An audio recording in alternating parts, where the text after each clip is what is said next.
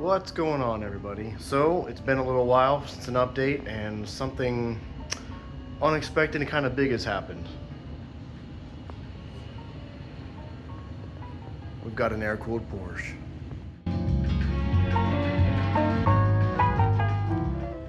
An old air-cooled Porsche has always been a dream of mine. I didn't think it'd be obtainable with how crazy the prices have gotten, but I have a friend that has one, and we've been talking about it for a couple years now, and he was able to, through one of his Porsche buddies, find this car. It's not a 911, it's a 912E 1976, so they made 2,097 of them, so it's a fairly rare car, but the only difference between that and a 911 is it's a 4-cylinder instead of the 6. So let's take a look at it. There's a few areas here similar to like this. That one's pretty clean. This one needs some work. I really don't even think it needs the patch panel. I think I haven't really done much metal fab work like this extensive, but I think I'm gonna try to repair all this. This back corner right here, probably the worst, but still I think this won't be all that difficult to repair.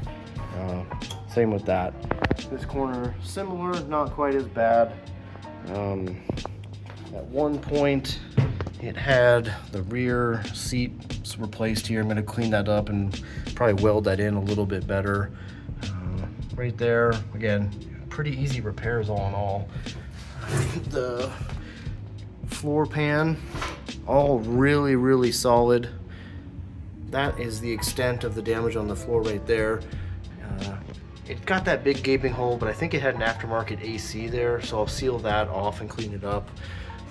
Otherwise, it's pretty solid. So here's the original fenders from the 912.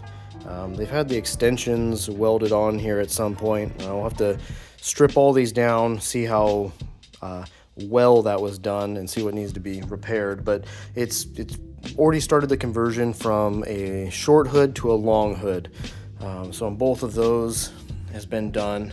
Again, need to strip those down and see what's going on there. I'll have to strip it down because I'll have to repair that entire mounting spot on both of them. And then I'll have to swap out the front panel here to move the hood latch from here to, it's somewhere right up around here. The idea on this one is do a back date to the 73 RSR and go from there. I've got most of the pieces. They came in a whole bunch of totes. I need to sift through all of that and see exactly what I got, but I got the most of it. At some point in like the early 90s, someone had taken real RS flares and welded them on, but they didn't butt weld. They just overlapped and welded. And what's really cool about this is you see right here and right here, they riveted them on and then welded over the rivets. So I think it'd be more of a pain than it's worth to remove those and try to do it right. So I'm just going to clean these welds up, then finish welding it out and just do the thinnest layer of body filler I can to smooth it out. This car will never be a show car. Like I said, going with the backdate RSR look, kind of, you know, with everything that's, I do have a lot of parts, but everything that's missing, basically just going with a, you know, kind of vintage racer theme. Now, around to the back, we're missing the engine. It's going to be powered by one tote right there. Just kidding. Everything's real solid in here. You know, I've never worked on an air-cooled before, so I don't know where anything is. I'm a muscle car guy, so this is all going to be a wildly new experience for me, so I'm really looking forward to it. One more weird area of rust is on the roof right here and right here. I have no idea why it rusted right there.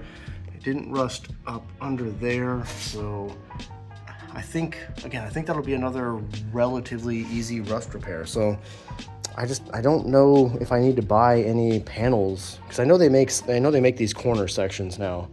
for repairing the rust. But I just, I think I want to just try to tackle it myself. I don't see a reason for spending the money on a panel when all it's going to cost me is time. So this fender, same thing, real great. Another rivet, awesome. So that's that. So like I said, it's a 912E, 1976. So it came with a 4-cylinder. It's a 2-liter, 90 horse 4-cylinder.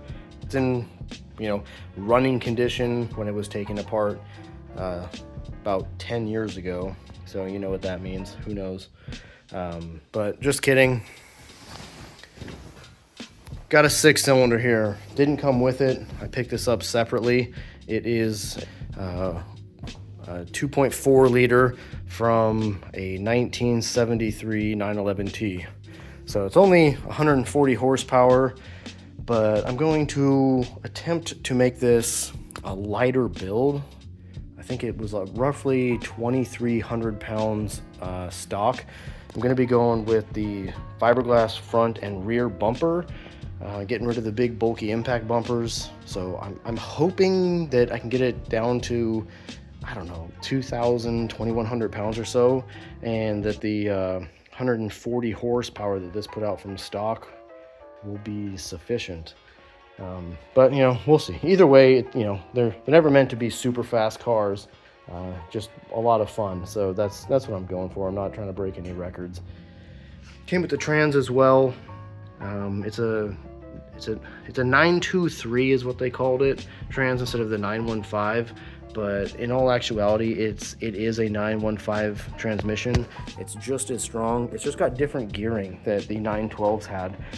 And from what I found out, it actually seems like those are relatively desirable because the gearing is so short that it actually works really well in more racier applications. So like you can see here, it's a 915 case. So shorter gearing, so it should make it pretty sporty. It'll be absolutely atrocious at the highway speeds. But I live on an island up in the Pacific Northwest, so it'll be fine for what I need to do. I very rarely get up into 5th gear speeds anyway. Well, this was a quick video. I don't have much to update other than, well, I've got the car and I've got what I consider is my most prized possession. That is such a freaking cool engine. I've never had anything like that. I thought when I originally was going to buy this, I thought I was going to have the 4-cylinder, and this ended up working out in the budget. So it'll be a very slow-going, long process, long-term project.